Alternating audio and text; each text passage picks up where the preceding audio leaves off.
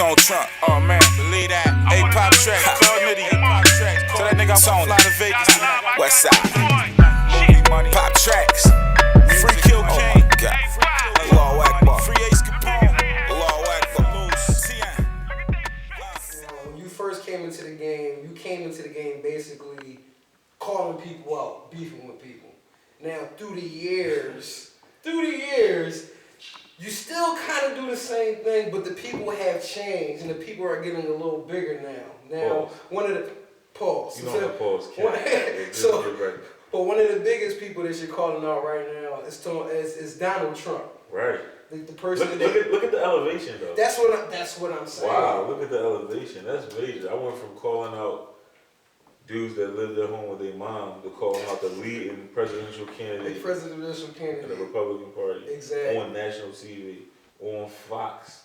You know what I mean? On a network that's known for not being so, accepting to our people. Yeah, right. So when you did it, knowing how big the platform was that you did it on, which was TMZ, you wasn't worried about any type of problems or issues that might come after that, or listen, I'm Muslim. We fear Allah, and I looked at that as an opportunity to represent my people, my religion, my city, my family, my mother, my team, in a way that was honorable and professional. I didn't say anything out of character. It was the way I really felt. And it's something I get asked about a lot because of our name situation. Right. Because I'm Muslim and I'm black in America. So I haven't done an interview in the last 3-4 months where somebody don't ask me about this coward. Mm-hmm. So I'm speaking honestly. Somebody that's spewing hate. I mean, they just recently had a rally and a young black woman screamed out Black Lives Matter, and they pushed her out and called her all types of slurs. Another guy was a Latino, a white man spit in his face, and he's fueling these people. Right. The same way, leaders are powerful people. Absolutely. So this guy has a following. And one thing I posted today, I said, we have to sit back and ask ourselves, and I want y'all to ask yourselves this. I know I might be losing a lot of you guys, due to the fact you have attention spans of 6-year-olds, and that comes from the fact that, you're not happy with yourself and your life is frustrating and that rap shit ain't working for you and nobody want to follow you back. I could think all that, but that's neither here nor there. But what I was trying to say was that you dealing with people that we have to say to ourselves, who are the people that's voting for Donald Trump? Right. Are they our kids' teachers? Are they police officers? Mm-hmm. Are they parole officers?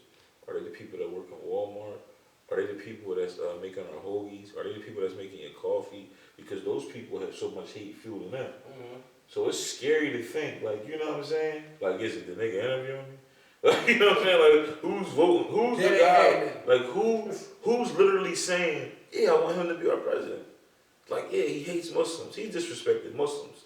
He disrespected people with disabilities. When he mimicked the reporter who had cerebral palsy, he disrespected the Pope, which is the Catholic religion. Right. This dude is outrageous, and his numbers keep going up. So when people hit me on the gram and say stuff like, oh, it ain't about race, it's to me, I say, if you say it ain't about race, right now, you're a racist or you're an idiot. Or as I like to say, a bozo. Right, absolutely. You know what I mean? So with everything that basically, like you just said, everything that Donald Trump stands for, that doesn't make you feel any type of way to carry that name? It doesn't make you feel different? I get asked about it a lot, but no, because I built my name from the ground up, from the muscle. Mm-hmm. I risked my life and my freedom for this Donald Trump brand, his name.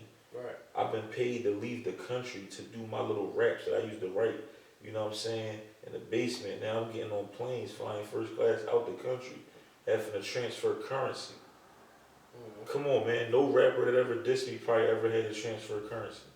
Off their music, off their gift, off their talent. Mm-hmm. Off nothing. What do you mean off their music? Off nothing. What would they do that? They talk about their music. Off nothing. They don't even know what we're talking about. They don't even know what, you know what I mean, at the airport. They don't even know that it's one of those at every airport in America. Why would they know? Right. They don't know how much it costs to replace their passport if they lose it. Why would they know? Mm-hmm. My passport look like my passport tatted like my body, You know what I'm saying? Off my music. My family traveled the world off my music. Right. I'm booked in Africa off my music, Congo. I'm booked in Vancouver, Canada, again off my music, off my brand. So to change my name would be idiotic. I just played myself in the biggest movie in the world. I'm going to change my name because of this coward. He about to go away. I'm here forever, inshallah. Right. the brand. So it's like, no, I'm not changing. Like, you know what I mean? My I mean- kids will probably be Tone Trump's dad. Like, I'm not gonna be like, yo kids, we ain't Tone Trump no more. We Tone Bone or something. Nah, man. Like, I'm Tone Trump, man. Right. It's like embedded. the same I'm way. gonna cover how- my Tone Trump tat. All these women out here that got Tone Trump tatted on them. What about them? What about them, Tommy Stars? You know what I'm saying? You got thousands of women across the country and outside the country that got Tone Trump tatted on their body. So I'm about to just tell them, oh, yo, ladies, I changed my name. Right. Nah, man. So Shout to everybody that got me tatted. So, I mean, just like how you just said why you wouldn't change your name and everything like that. Right. Just like how I asked you that, there's another rapper in the industry who basically calls you out for the name, which is N.O.R.E. Am I correct about that? Absolutely. How did you feel about that? Honestly, at first, only reason I kind of felt the way a little bit is because that's like one of my big bros in the industry. Right. Like me and N.O.R.E, like I love N.O.R.E, you know what I'm saying? Mhm. Like I was a N.O.R.E fan before I ever knew N.O.R.E. So to come up in the game and hustle to the point where me and N.O.R.E did music together. N.O.R.E was on the G Mix the F game. Right. So, you know, my biggest record up until now with my record 5, which we're gonna get into that featuring Right. CeeLo Green. But so when N.O.R.E, you know, when N.O.R.E came at me, it was like, damn, you know what I'm saying? But being mature, I understood where he came from. I just didn't like that he did it on Twitter. That he did it for Yeah, the on public, Twitter, right? yeah, because then people try to instigate and then other people got involved. But like, I never would disrespect N.O.R.E. I wanted to make that clear to him, you know what I mean? I reached out, we talked in private, you know what I mean? So it's like, it's all love with N.O.R.E. Even my record Philistine, which is produced by Pop Tracks, but Pop redid a classic CNN record, Blood Money, and like I'm on there paying homage to N.O.R.E. I ain't on there being disrespectful, you know what I mean? That record right now is on BET, Hot 97, Shade, all over. And it's a street record, no auto-tune, no feature, just me spitting, talking, and getting our brand Philistine. That's what we call Philadelphia now. Right. Like Pakistan, Afghanistan, Philistine. Shout out to Roniggi, who's the creator of that, the 5-star general of that. And you know, obviously I'm 5-starred up with the Philistine movement, and that's what that's about. So the N.O.R.E situation is love, man, and that's being more mature because I'd be corny for getting mad at N.O.R.E. You know, he an OG, and I'm a young gunner, I'm a young legend. I'd be corny. OG's supposed to tell the youngins how they feel. I'm supposed to be able to receive it. Only a fool can't take criticism. I get where you're coming from. Right. And I even threw it back at him, pause. I said to N.O., I said, what if people from Panama felt the way about you being called Noriega?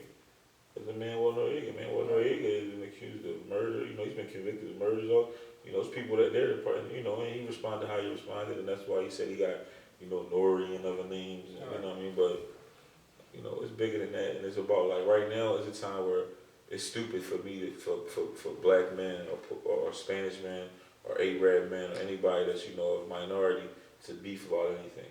It's stupid for any rappers to be beefing. Like, we need to be together right now because of people like Donald Trump. Right. So the last thing we need, N.O.R.E is a real dude. I'm a real dude.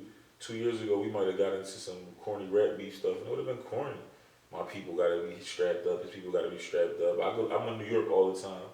And they'll live in Miami. I'm in Miami all the time. Right. And like I said, I love N.O.R.E, so it's like, nah, we ain't doing that. You know what I'm saying? Right.